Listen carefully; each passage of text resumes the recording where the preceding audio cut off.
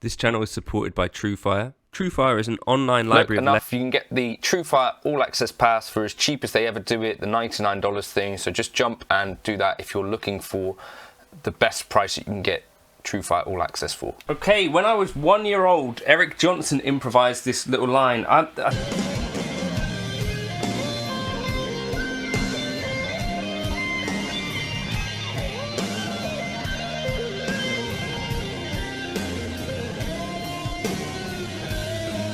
think this was before even this tune became a thing, because I think this is from a tune called Venus Reprise, but it was called like the Mountain Medley here. I think this gives us, Stephen, by the way, thanks for suggesting this one as a lick lesson. I think it gives us some really key insight into how we can break out the pentatonic box stuff. If you want the backing track that I'm going to play over here, and I'm going to use some of these ideas, I don't know if I'll be able to play the lick fully up to speed, to be honest with you. I'm running out of time. But certainly concepts from this are really familiar to me, so I can talk around some of these ideas. Patreon to get the backing track and the tab to go along with this.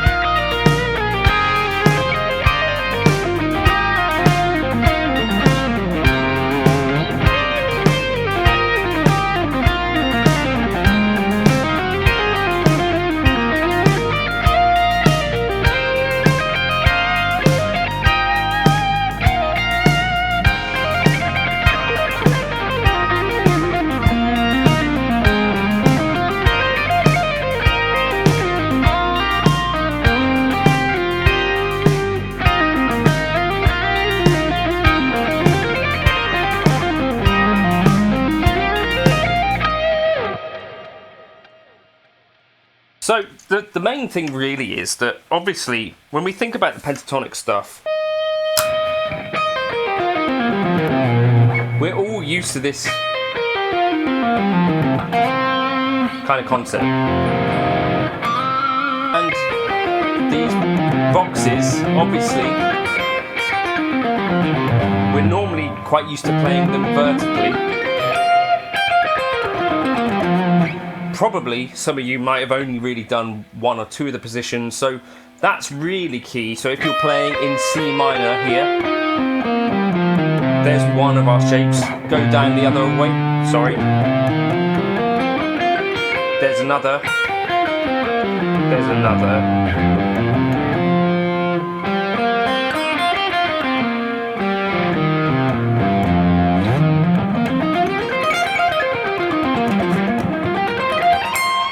So that's like the very sort of bedrock of what I think Eric Johnson kind of has going on. Like at the very least, like very, very, very solid fundamental knowledge of like each of the 5 pentatonic positions. That is, I think, really key to getting this stuff working.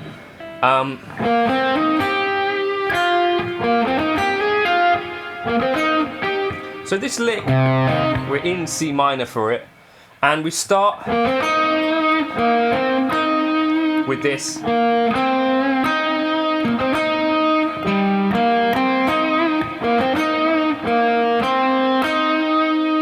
Like a C minor 7, but starting from the 7 to the B flat.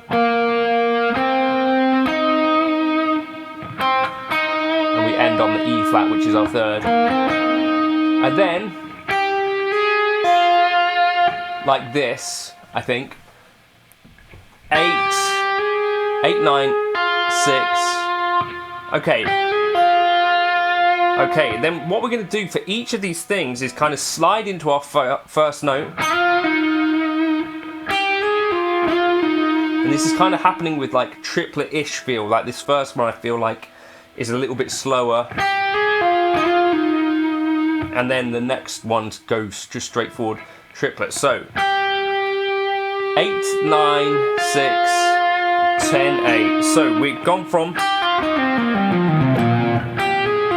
to the next shape over. Okay, and then we're going to go, so that's that one, into our next pentatonic shape, then up again, 13, 11, and then again, jump up, 15, 13, and then again, wait, not again, then we descend, 15, 13, and then we're going to slide up. So now we're on 18, 16. So we already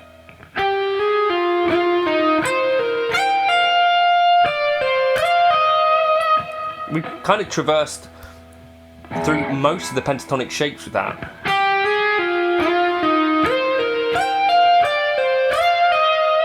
And then we get this at the end, 18, 16, 20, 18, and then he kind of, because he's only got 21 frets, does that.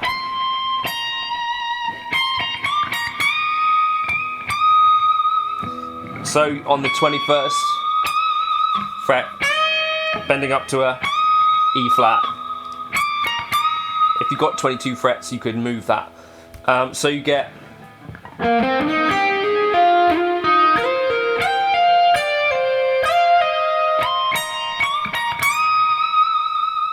and that is kind of like what I think you should consider doing, is kind of doing this kind of thing where you just pick 2 notes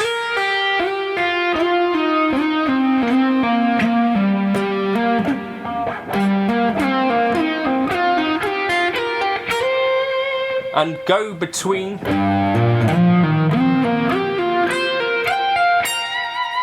all of your pentatonic shapes and just figure out, can you get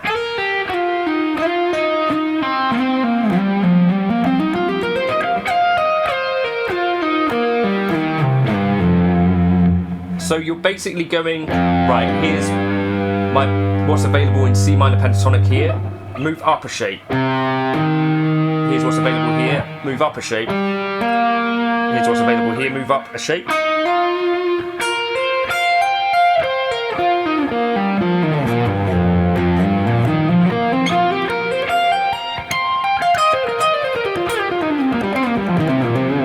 And I think that's a really, really, really fruitful kind of thing. So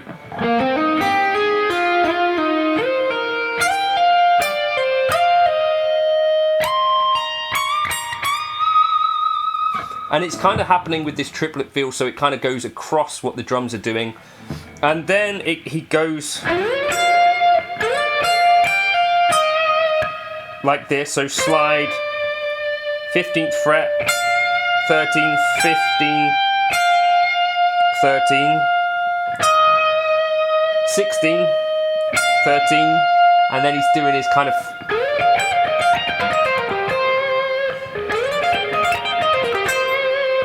like that, 16, 18, 15, 13, 16, 13, 15, 12, 13.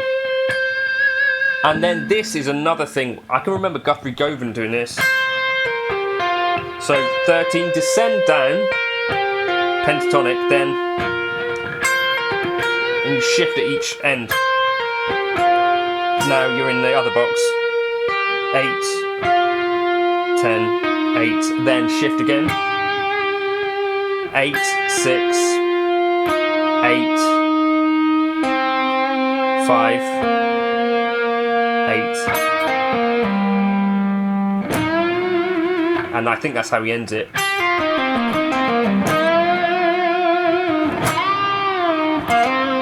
So, you know, that's another really great exercise. So you could do that all through the pentatonic scale.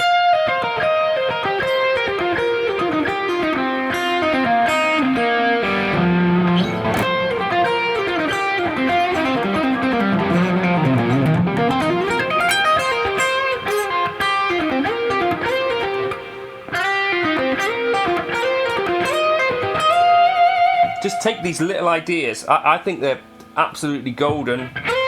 So sliding up to your next available box, wherever you are, and then this other idea, kind of that. And I think that is really kind of the key to, I think, how Eric Johnson really managed to kind of get out of that pentatonic box very effectively. And so slowly that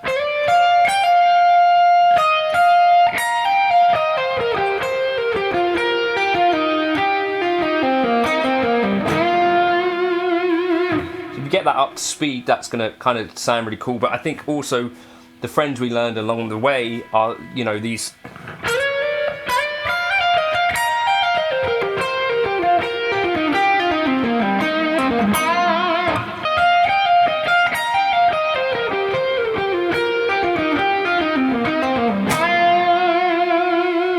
so even though like it's very much like I think a moment of flow, and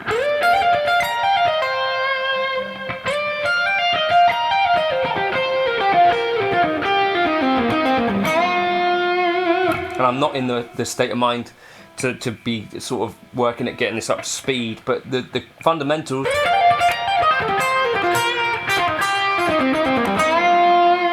something like that. Yeah, the fundamentals are there. I think that's a really like clean little snippet of stuff which just in those few seconds Eric Johnson kind of shows us, right, if you go, you get some really nice kind of exploration, and that other principle which is descending your box and then squish it up so that you're then ending with your ring finger able to descend next one. Yeah, some great ideas. Thanks, Stephen, for flagging those. I hope that's somewhat helpful to one or two of you. I need a bit more time to really kind of get these under my fingers, but hopefully that's a fun one to look at. Catch you in another video soon. Try that in every key with all your pentatonic stuff, and I think you'll be on the route to kind of unlocking some more sort of horizontal ways of thinking, which I think helps with the pentatonic stuff, because we're super vertically based, and then this kind of slip in between boxes kind of helps us, I think. Cheers for stopping by.